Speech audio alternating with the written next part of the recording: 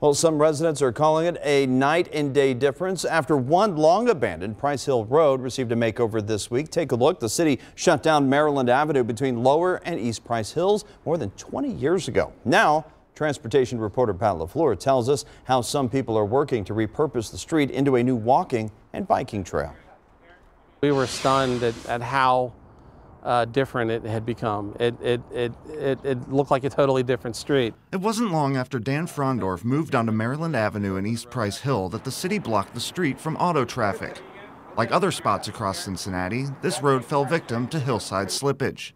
The street's closure calmed traffic but created new challenges. This is a dead end at both ends that would attract those seeking to operate in the darkness. So sometimes you'd have trouble with prostitution or drugs down here. Beyond criminal activity, the untended vegetation made it a challenge to walk or ride a bike through the area even during daylight.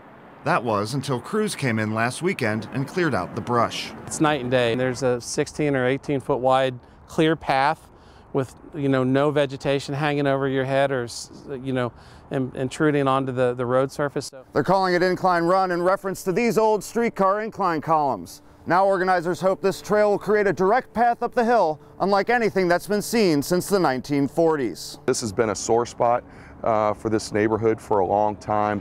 It's a piece of transportation infrastructure that's existed for a long time that's been just very underutilized. Greg Lang with the Lower Price Hill Community Council hopes Incline Run will become a gateway into his neighborhood. There's always been a huge barrier here. There's really a lack of resources in Lower Price Hill right now that in terms of restaurants, in terms of any kind of retail, that this would be a good chance to open some of that up. And he hopes it will give more people the option to ditch the keys. Parking is a big issue in Lower Price Hill, on-street parking in particular.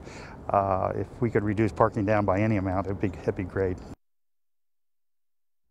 Transportation reporter Pat LaFleur there reporting. We are told that there are still more plans in the works for the new Incline Run trail, including some art installations and more lighting for safety reasons, of course. And you can read more about that by checking out Pat's full article right now over on WCPO.com. It's all part of our ongoing coverage of growth and transportation across the tri-state. Move up Cincinnati.